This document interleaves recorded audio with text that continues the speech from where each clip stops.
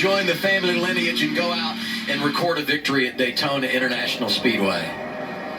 With Connor Zilic dropping to the rear, Sammy Smith slides up to the front row. He's on the inside in the 8. Outside is Sam Mayer. 100 laps. Here we go on a Friday night at Daytona.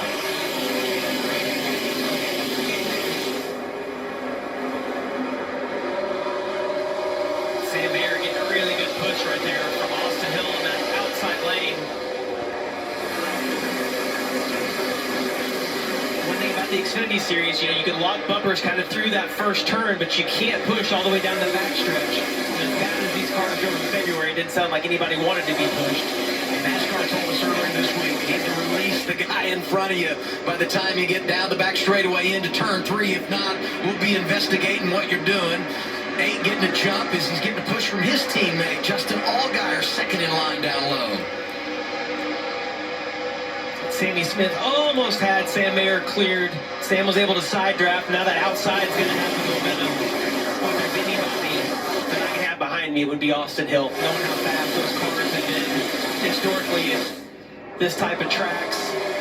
It's so rare to see him in a situation to push. Usually he's the one out front receiving the push. He's so dominant at these tracks. Well, there's no doubt if they can get single file that Austin will go for the lead. We've seen him be able to manage these races, control them, be able to lead as well as anybody. It'll take a few laps, though, for this to get sorted out or for somebody to either get tight on the exit of the corner or have a little bobbles. You see Mayer's now able to clear. It'll be interesting to see, does he stay up with Austin Hill or try to pull back down in front of Sammy Smith? And, the one thing we heard Jesse Love say, Adam, is that he kind of felt like this was going to get single file eventually around the top, so you don't want to give up that top lane if you think that's where it's all gonna migrate to. The stage is so short, 30 laps, and the final run is 40, but it's not even 40 laps by the time you finish stage 2, you get your service, and you start that final run to the checkered flag. So the sense of urgency is high. This is the Wheeling onboard camera we're riding here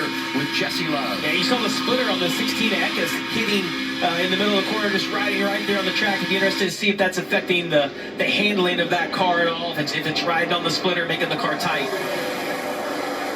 Chevy and a Ford out front. Chevy has been so dominant here, winning 14 of the last 16 races. Only one win for Ford in this span. Mayer got Ford their first victory of the season a few weeks ago at Iowa, and he's controlling that outside lane in that black and green 41 for the Haas factory team. You see, it looks like Allgaier's having a little bit of a hard time staying sucked up tight to Sammy Smith, who's leading on the inside lane. It just looks like, to me, like Austin Hill. You see right there, he gets to the back of Sam Mayer. He's able to try to give him a push here on the exit of turn 2, but he just can't generate enough of a run right now. Allgaier looks tight or something, though, to me. He's not staying sucked up on the exit of those corners like the outside lane can right now. Third in line, outside lane, Carson Quapple.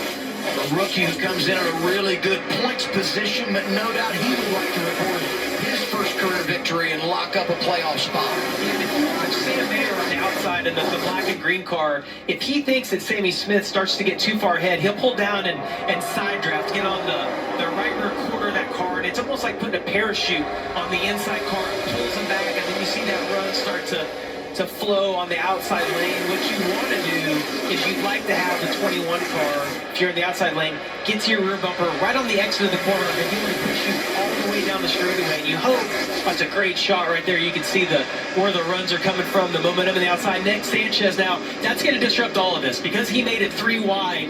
That's going to change things that have happened a row or 2 in front of them as well. Jumped out of line, had some help. That's Justin Haley behind the 48 in that 11. Matt DiBenedetto on the move early in the 99, making up a lot of ground. You see him there in the inside lane. Back on board with Jesse Love. Oh, and 3 wide's a completely different race for these guys. The handling, you see Harrison Burton came out on the wrong end of that deal. Eckes is going to be in the middle. It's getting 3 wide, multiple rows deep. Burton's working together in the outside lane. Harrison in the 25, the 27 is Jeb. Didn't hear Jesse Love have to check up at all right there. The car still seems to be grouped up pretty well for him. First 4 laps, it was just like high-speed pace laps, 2 by 2 by 2, all the way back through the top 15, 20 rows. But now Things starting to break up a little bit, seeing some three wide and starting to get aggressive throughout the pack. Well, and it makes you think these guys knew, hey, we haven't been in the cars, we haven't drafted in a while, it's time to get our bearings, get used to this. But here we are 5 laps in, and we're 3 wide halfway back. The temptation is real in the draft.